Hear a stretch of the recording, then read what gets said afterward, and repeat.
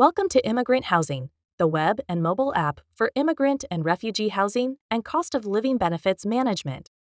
This video is for the cities and states currently absorbing the financial and logistical responsibility for housing and caring for the ever-growing number of immigrants and refugees in the United States.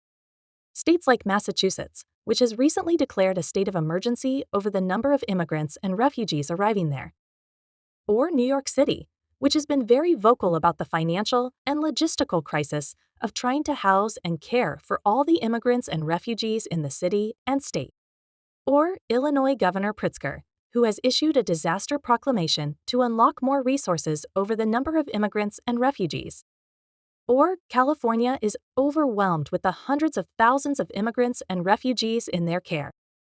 And we can't forget that there are over 200,000 more immigrants and refugees arriving every month.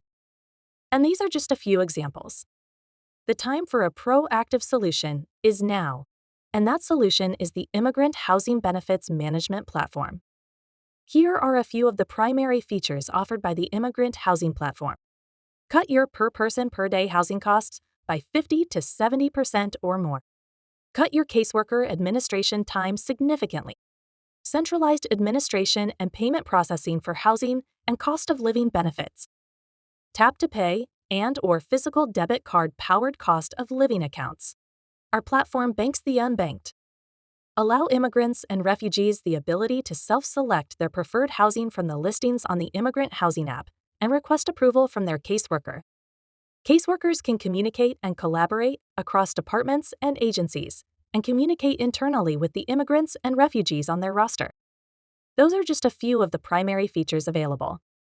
But the most interesting feature for states and cities currently feeling the financial pinch is our ability to accept funding from multiple sources and assign or pool those funds as needed to cover housing and cost of living benefits.